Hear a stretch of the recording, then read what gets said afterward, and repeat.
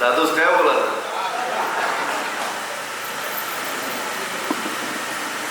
थोडी आगरी थोडी मराठी. आजच्या या मलंगड पायथ्याशी असलेला सकाळपासून चाललेला कार्यक्रम, सकाळी कुठला सत्र,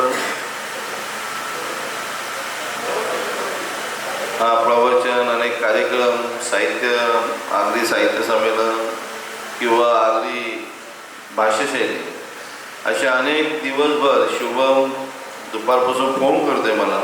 तर दिवाळी शहरामध्ये काही कार्यक्रम असल्यामुळे आणि ममता हॉस्पिटलमध्ये आमचा एक कार्यकर्ता ॲडमिट असल्यामुळे तिथे थोडासा उशीर झाला, म्हणून याला थोडंसं इथे उशीर झाला. त्याबद्दल मी पहिल्यांदा सर्व आपल्या समाजाची क्षमा मागतो. आणि आगरी समाजाचे संमेलन असेल, आगरी भाषा टिकायची असेल, तर हे छोटे छोटे प्रोग्राम झाले पाहिजेत. आहे आगरीच मग के रे बाला काय झाला ना कसं झाला.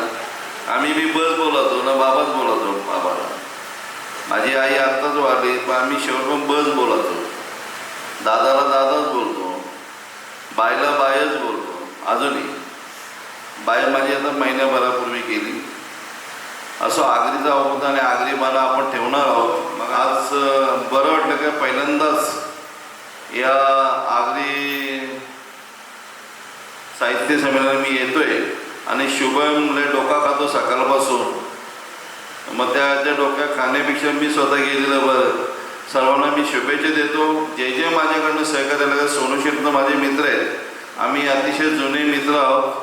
विश्वनाथ थाले साहेबांच्या माध्यमातून आम्ही सर्वजण काम करत होतो, आजही करतो. ते आमचे विश्वनाथ थाले वरिष्ठ आहेत आणि सोनू शेठ पण आम्ही सर्व एकत्र काम करतो आणि तसंच आम्ही मित्र राहणार आहोत. काही चिंता मागायची गरज नाही. काय आमदार झालो ना काय झालं, आम्ही तसंच राहणार आहोत. काय बा दादूच बरोबर ना. आणि दादूचं गाणे ऐकल्याशिवाय मला काही चैन पडणार नाही. आम्हाला कोणी किती सांगलं की तुम्ही ऑर्केस्ट्रा ठेवू नका, ते दादूचंच ऑर्केस्ट्रा ठेवणार. हां बरोबर ना बाय. कोणी सांगतो हे करू नका, कोणी सांगतो ते करू नका. जर आमची परंपराच आम्ही तोडली तर कसं काय होणार. काही लोक सांगतात तुम्ही मटण खाऊ नका, कोणी सांगतो भाकरी खाऊ नका. आणि आम्ही खाणारच ना. आमच्या प्रथा ठेवणारच. काही बोलतात प्रथा पण कमी करा. प्रथा का कमी करायचे. आमचे वडिलोपार्जितांनी तांदूळ चाललेले आहेत, आमचे वडिलोपार्जितांनी हात्या केलेले आहेत, आमचे वडिलोपार्जितांनी लग्न केलेले आहेत. त्याप्रमाणे आम्ही करणारच. कोणाला काय म्हणजे आक्षेप घ्यायचे तर घेऊ दे.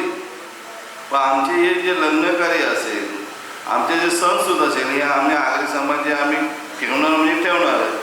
असं इथे शब्द देतो आणि तुम्ही बोलवल्याबद्दल मी तुमचं मनापासून आभार मानतो.